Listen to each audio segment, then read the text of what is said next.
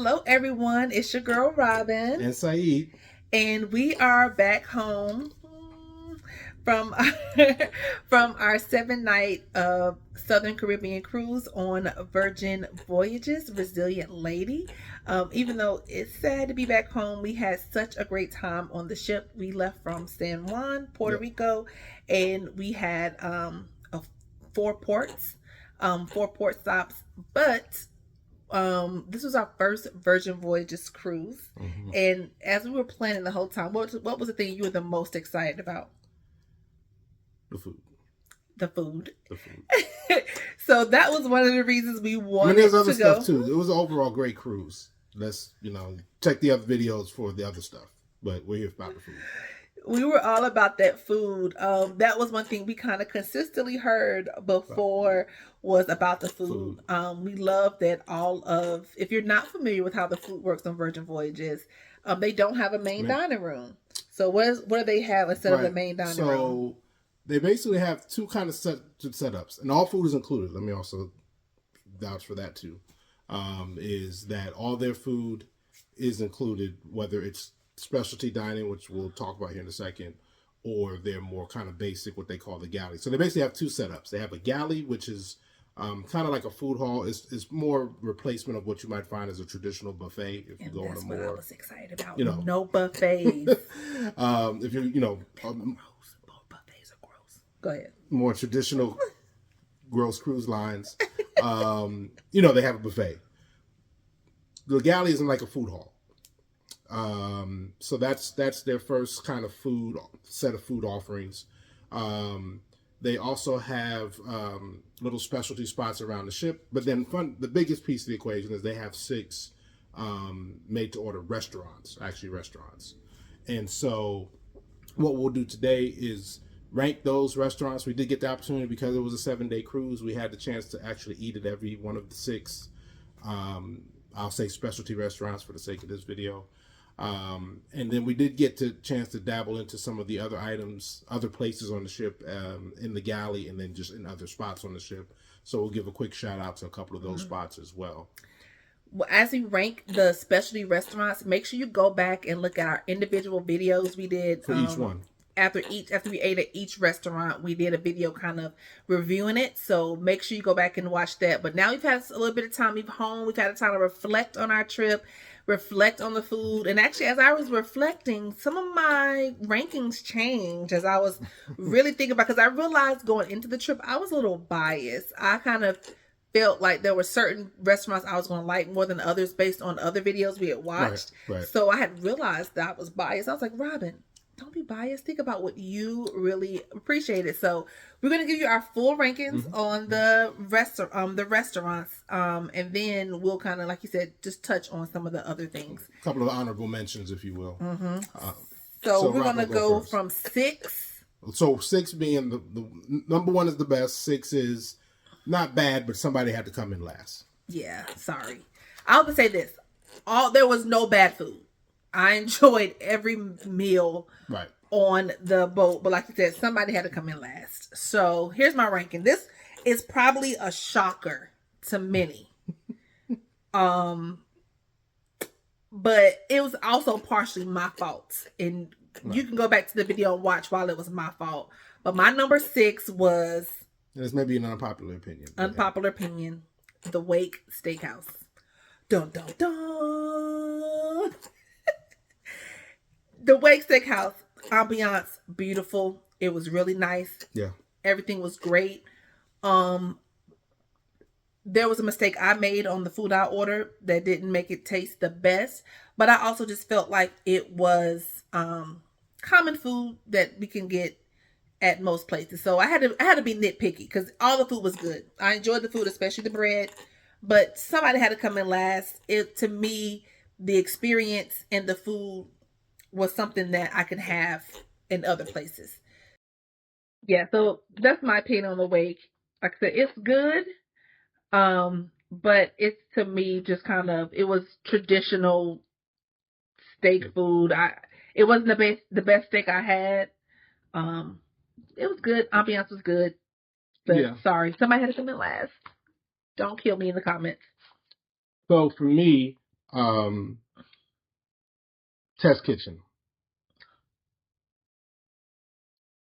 So now going in, now the whole point of Test Kitchen, even if you just think about the name, is it's supposed to be, they call it an experimental dining experience. So it is, you're going in already knowing that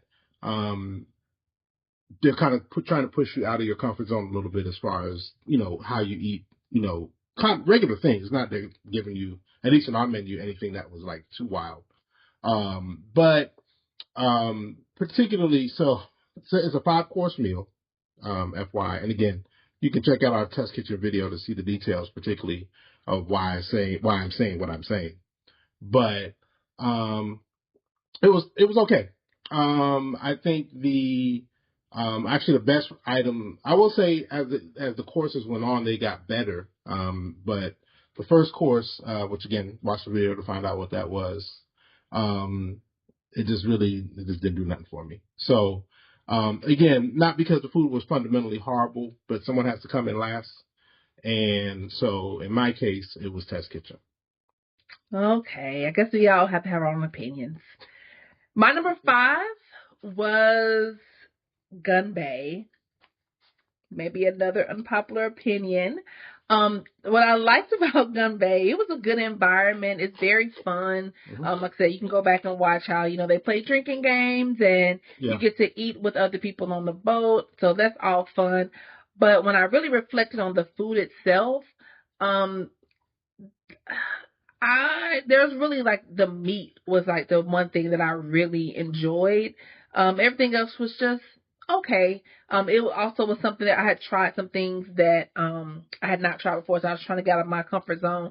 It wasn't bad, but the reason I put it over the wake was because of the experience. Like you do have, it's a fun environment. You get to play games, you get to meet other people, so that's why I put it above the wake. But the food was, it was still good, but it was just some things that not my taste buds. Right.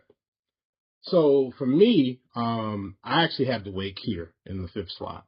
And kind of similar to what Robin said with her experience, the food was solid. Like nothing, that again, really differentiated it from probably any legitimate steakhouse that you eat at on land. And when I say legitimate, not the high end ones even, but like hell, Outback or Longhorn or some of those places. The two things that kept it out of the bottom, kept it from being last was the bread. The bread was good. The bucket of bread or whatever they bring you is fresh. Like you can tell they literally just pulled it out the oven. It was good. The bread was good. And the lamb chops. The lamb chops as a singular dish, probably one of the better dishes I had on the trip overall. Mm. But the totality of the meal, the lamb chops couldn't overcome the rest of it. The New York strip I got as well as a second dish entree. So that's why the weight came in 5th for me. All right. So up for me, number 4. This is when it started getting, I don't know. Some of these could be mixed around, but I had to rank them. So I was being a little nitpicky. But next I put Extra Virgin, which is the Italian restaurant there. I had a really good fish entree there. That was really good. But it was not as unique as some of the other restaurants, especially for me. I try to avoid dairy. I have sensitivities to dairy and eggs and almonds. So I do try to avoid those items. So it wasn't as much for me to eat on the menu. So that's probably why. But the oxtail ravioli that we shared was really good. The fish I had was good. So it was a solid Italian restaurant experience. So that's why I put it at number 4.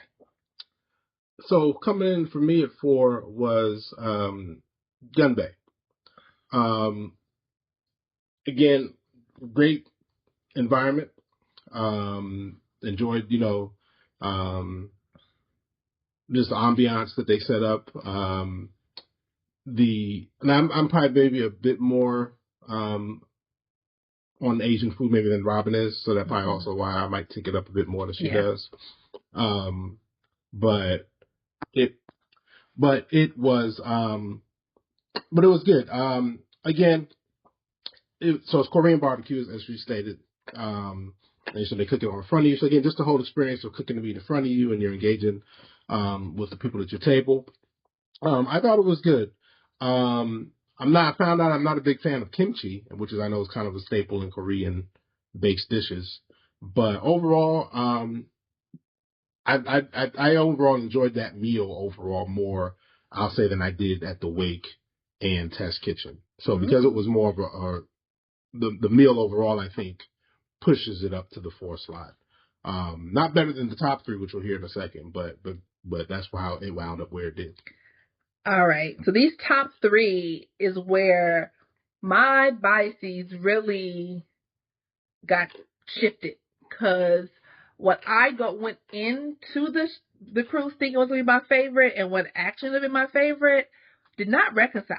So number 3 was actually Test Kitchen. And I'm so shocked by this because we were not even planning to go to Test Kitchen. I was like, I don't think we should do Test Kitchen because I know like they don't have they have a set menu, and I felt like because of my food sensitivities, I wasn't going to really be able to eat anything. But they were so accommodating. Because you could go back, watch the full video. They were. And actually some of my dishes that I had were the best dishes that we both tasted that night. So I give it up for Test Kitchen. I had some good shrimp there, y'all. The shrimp was good. Yeah, the grilled shrimp was good. The grilled shrimp was good. And it was just a unique experience. The servers were so kind, very helpful, trying to make sure that we understood what the dish was and making it so that I could eat it. So that was a surprise for me. I was skeptical going to Test Kitchen, but I did it. And there was a couple of misses. Like you said, so the first, I think the first dish, I just don't like tomatoes. That everything that was in that dish, I didn't like. So, but I said I was there to test it out in the Test Kitchen, so I tried it. So, but after that, everything went uphill. So, I give it up for the Test Kitchen. That was a surprise for me. Yeah. A surprise. Grilled shrimp was good. So won't hate on them there. But there was that same grilled shrimp was also in another place that we'll get to later. That was just as good. Extra virgin came in the 3rd place for me. I do like pasta. So I was super excited about the oxtail ravioli. That's like 2 of his favorites. And oxtails. And oxtails. Together. So match made in heaven. Together. And it was good. Like it wasn't, it was good. The ragu dish that I had was good as well. And so I thought it was quality. I think I give them a lot of points. Was it the best pasta I had ever? Well, I think that's relative, but oxtail ravioli doesn't exist anywhere I've ever gone until I got on the ship. So that's what I loved overall. I felt like they were just very creative. Yeah. So this is not stuff that you just get at regular restaurants. Right. Olive Garden don't got no oxtail. Right. Ravioli. Even like on land, and we try to venture out from chain restaurants a lot and get different things, but even that higher end Italian spots don't. It was some things on that boat I've never seen on menus other places. Right. That's what I loved in general. That in and of itself is what, to her point, because those are 2 of my more favorite items to eat. The fact that they existed in one place is that by itself probably got them into the 3rd slot. All right, we get to the top 2. For me, this was a surpriser. I thought this was going to be my number 1. And actually, for most of the trip, most of our trip, I was ranking number 1. But when I sat back and reflected, I was like, you are ranking number 1 based on somebody else's meal or somebody else's opinion. Think about the food that you had yourself. So that would be number 2, Pink Agave. And coming in, we both thought this was going to be our favorite. All the videos that we watched before, everybody said that was their favorite dish. But I think for me, well, I'll let you talk about it. I know you're going to talk about it soon. The famous dish that everybody had. I tasted some of yours, but because of the dish and my food sensitivities, I can't really, eat. She couldn't fully partake I couldn't fully partake in, but the part I did have was good. But Pink Agave was solid. That was like our first night experience, so I think that probably just had a good place in my heart because it was just it got the trip off to a good start. It got the trip off to a good start. But I think my best dish there was the little potato dish that I had. That was really good. With the chorizo, yeah. Yeah, with the chorizo, and the dessert was really good. But environment was great, very lively. Everything there was seasoned so well, very good. And there were things on that menu again that I don't experience at most restaurants, especially other Mexican restaurants. It was definitely an elevated Mexican restaurant experience, and that's what I appreciated about it, and that was why I put it at number 2. And the dessert was really good. They had vegan desserts, y'all, every restaurant, and I appreciated that so much. You did, and it was good. I tasted the brief bit of it. So Razzle Dazzle came in at number 2 for me, which is higher than I would have told you it would have been at the beginning of the trip. It was good. I mean, the lamb shank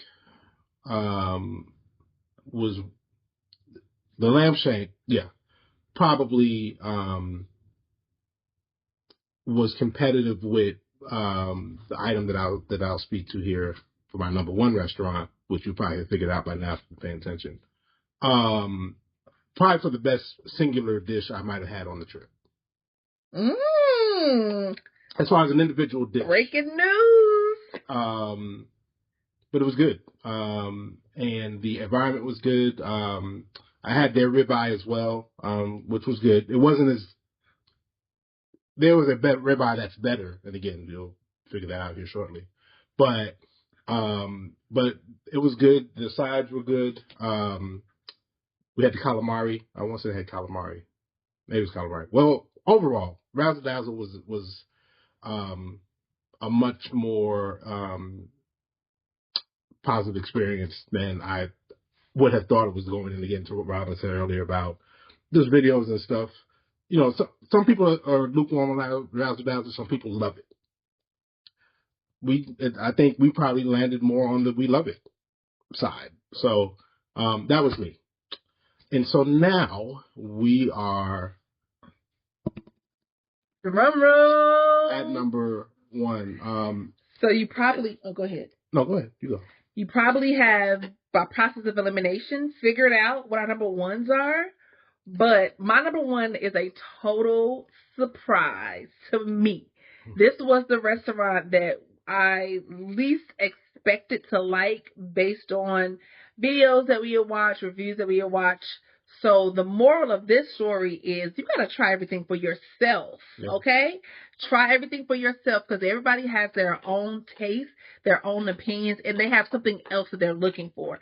For me, the reason this experience was so great because this restaurant gave me the most options as someone that has dairy sensitivities, egg sensitivities, and almond sensitivities, especially the dairy and the egg. Because I have dairy and egg sensitivities, I a lot of times have some lean to some vegan foods because I know they're not going to have egg and dairy.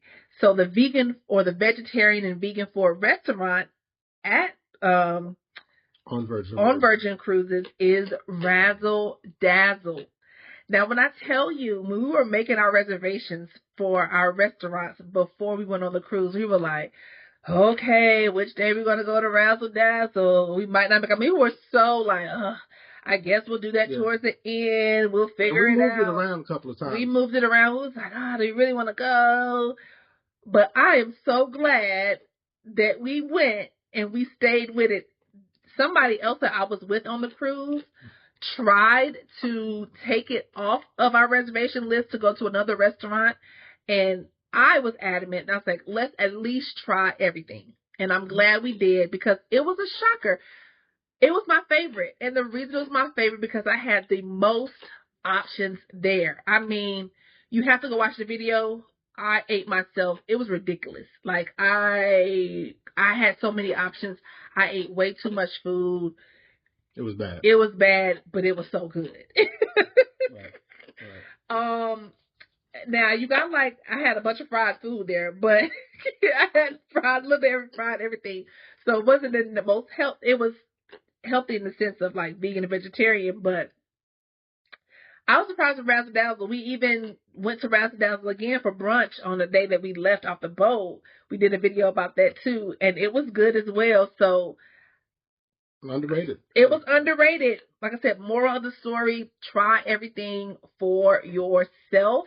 Like, we're here to give you our opinion so you can have an idea, but we're not the end all be all. You have to try things for yourself. You might like things differently. Razzle Dazzle hit the spot for me. I felt like I was in heaven because I could eat so much food. Yeah. Oh, and that vegan ranch sauce, banging. I don't ever get ranch sauce anymore because, of course, it has dairy, and they have the vegan version, and it was banging. Okay, so Razzle Dazzle, surprise, surprise. It dazzled.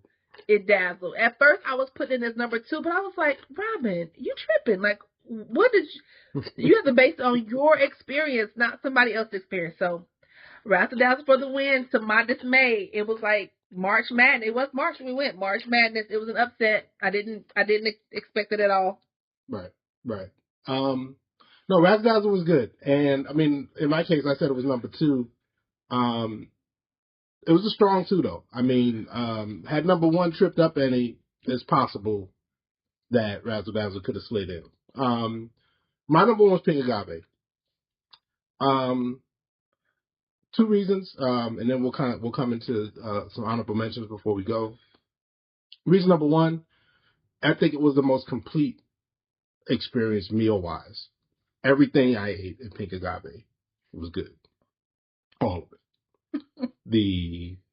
I'm trying to remember, we started out with guacamole. Yep, the guacamole. I had the guacamole. And that was good. You had the corn. I had the Mexican corn. Then we, so in my case, then my 2 entrees were the roasted duck and then their world famous ribeye. Before I get to the ribeye, the duck, and they gave you tortillas as well, so you can actually eat the duck like a duck taco. It was so good. It was good. Yeah, that wasn't even my meal. That was his meal, but that's what elevated Pink Agave to number 2. That duck was it was good. Yeah. And then their ribeye, which again, you probably have seen a lot of videos about Pink Agave's ribeye. I think it was as advertised. Yes, that did live up to the hype. Yeah. It lived up to the hype. Now, the reason she said she can eat it, it has cheese. So watch the video about Pink Agave and you'll get our full breakdown. But I got to taste a little piece that was under the cheese. It was seasoned so well. That was number 1. Oh, and even the dessert was good. They had these chocolate taco kind of things, and of all the restaurants, that probably was the best dessert I had. And number 2 was that, again, it's the one I think that did ultimately live up to the hype, because most people have said Pink Agave. If you poll videos on YouTube or in social media, Pink Agave generally winds up at the top of most people's list. So the fact that it helped set the tone for the trip, because again, like she said, that was our first restaurant. That was on embarkation day. Then it really kind of helped set the tone for the other stuff. So yeah, Pink Agave for the win, for the trip. So overall, just based on the specialty restaurants, because that was one thing that you were really looking forward to on our cruise. Did it disappoint? Were you did it meet your expectations? What was your overall thought? Yeah, no, I thought it met expectations. Now you will hear, again, how deep into the Virgin verse you get into. There are some people who say, well, hey, the food now, depending on what ship you're on, is not as maybe what it was a couple years ago when they first started. Whatever. All the food for us was good. It was still good. The 2 things I talked about in particular. And as we get into the honorable mentions, is no, I want you to take your time. We can actually. I think we'll do another video. Come back to hear the other honorable mentions, because I don't want you to rush. I want you to take your time, because this is something you was excited about, and I want to. So we'll come back later. We're gonna do another video talking about all the other food. Because there's more food. There's more food. So we're just gonna stick just to the restaurants here. Okay. Well, I'll be quick here, just for sake of time. But I think the primary thing, and this applies really to all the food for the most part on the ship, was that they're cooking it, generally speaking, fresh. Mm-hmm. And I think if you've cruised, at all, what you generally will realize is in most cases they're cooking it in big batches, mass production kind of deal. Whereas for the most part, the food that you're getting is freshly prepared, meaning it's like when you're at a restaurant, right? You place the order, and they make it. And so I thought that really helped set it apart. So you could tell that this wasn't something that has been sitting under a heat lamp for the last 4 hours, and they just pulled it out because you're the next person who ordered. And then I would say the other thing too at the restaurants, and that we'll give one con as we close. But the other, I think, big pro with the restaurants is, again, it's included, right? We talked about that at the top. All of this was part of the fare. So this is some, where you got to get in, pay extra. You can order as much as you want. I mean, it's so they really I think they hang their hat on the food experience being, top notch. And so, like I said, nothing really was horrible. Even the test kitchen stuff got progressively better as the courses went on. The start of it just was the stuff that you didn't like, it wasn't cooked well. It was just not your taste preference. Right. How they presented it just was right.